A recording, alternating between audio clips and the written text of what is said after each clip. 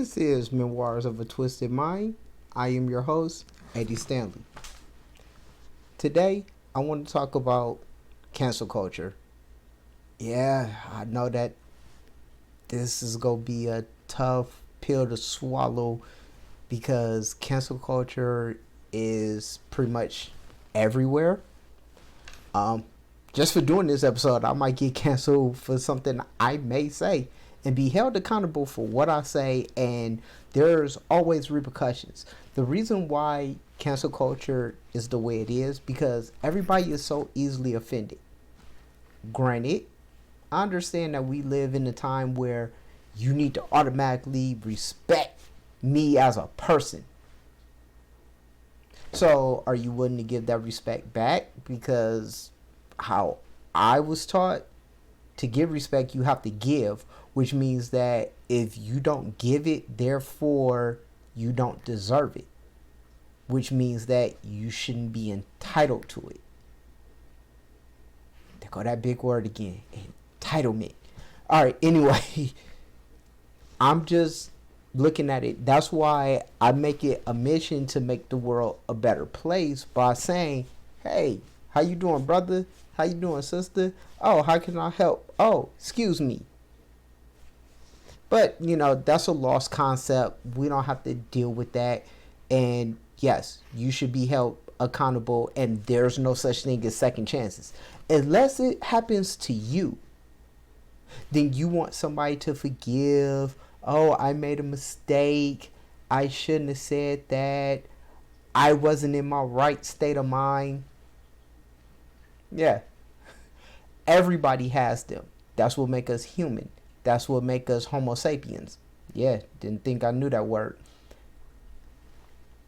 That's what make us who we are and unique. And then when cancel culture come through of saying, oh my gosh, he called this chick a foul beast because she was actually yelling and not acting like a woman, but were acting like a foul beast by swearing, by calling them out their name, by actually trying to get what they so righteously deserves. Yeah, I had to really break that up. It's kind of hard to actually take that person serious because everybody makes mistakes. One thing on this show, I don't talk about religion, don't talk about politics, and if you notice, I don't cuss. But in the same sense, it is certain things that actually say, hey, we're designed to make mistakes. We have a lapse of judgment. I have lots of lapse of judgment. I'm just willing to put it out there where I got mad at one person and just decided to just talk about their whole lineage. And that was wrong. I know I was wrong. I can hold myself accountable for being wrong. Just like I said, I think that, you know what? Somebody made a mistake. Should have went through here instead of there. But that's above this podcast / YouTube show pay grade.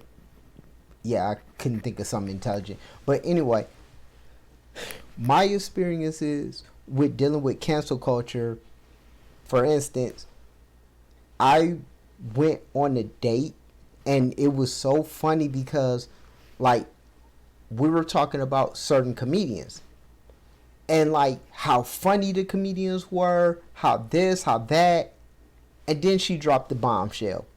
She dropped the bombshell of going, well, I don't find that funny anymore because we are in a different time and they need to pull that because that was very offensive. Word. Okay, I can see how that was offensive, but that's why I say the hardest job that anybody could have in life right now, man, screw being screw being a heart surgeon, screw being a lawyer trying to find somebody innocent when they know that they're innocent, but everything is piled up saying that they're guilty. Heck, I think the only people that actually have it harder than comedians is teachers, but I'll get into that later, is comedians.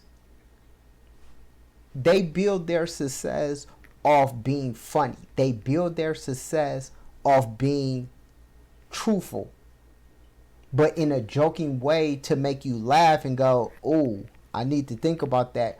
Why am I actually laughing? Why am I this? Some of the best comedians in the world, Richard Pryor, Red Fox, Chris Rock, etc., etc. I can even throw in the late Robin Williams and the late George Carlin, were filled with controversy. If you pay attention to what they said, oh my gosh, your head would explode. You will actually be offended off everything. Everything that they said. Should they be held accountable for what helped them make money? What actually helped bring people joy? Should they be like canceled just for the simple fact that at one period of time it was acceptable to actually be a certain way or say certain things, to now going to this new school of going, anything you say will automatically put you guilty, which means that anything you say, you might as well just read the Miranda rights to everybody. Where the cops don't even have to do the job anymore. They don't even have to read Miranda rights because everybody would know it. Because anything you say can and will be used against you. It may not be in the court of law, but in the eyes of the public, oh, you are guilty until proven guilty, because you're not going to win. You're going to get tarnished. You're going to get attacked. You're going to get canceled. So why do anybody do whatever? Because see, this cookie cutter life that everybody want to portray, it's one thing if you're a part of that cookie cutter life. There's a whole nother thing when you grew up in that cookie cutter life that wasn't really to your standards, because you think to yourself and you're pretty much not a follower. You're just somebody that go, you know what? If the world is built like this, then why am I here? This is no way a form of saying just end it. Life is better. Life is good. You do hit rough patches. Hey, I hit numerous rough patches. I hit rough patches where I didn't even know that the road was even bumpy. But guess what? You persevere. You keep going. If cancel culture knock at your door, you just look at them and smile. And you tell them, I'm still going to be standing here after you, because I dang sure was standing here before you. Which means that, to quote Oscar Wilde, life is too important to take seriously. And as of right now, from what I see, my neighborhood, our life is important to take seriously.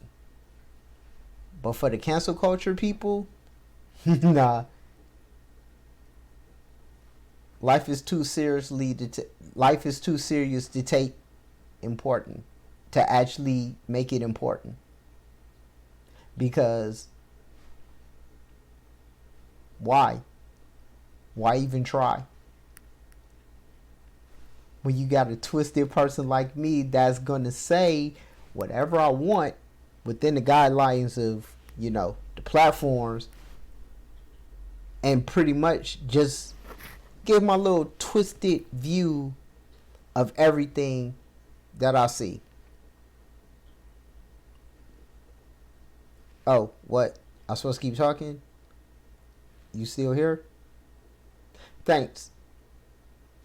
Please subscribe, like, hit the bell icon for notifications, all that good YouTube stuff. This would probably be the only time I actually say it. So find the podcast or find the YouTube where I say that.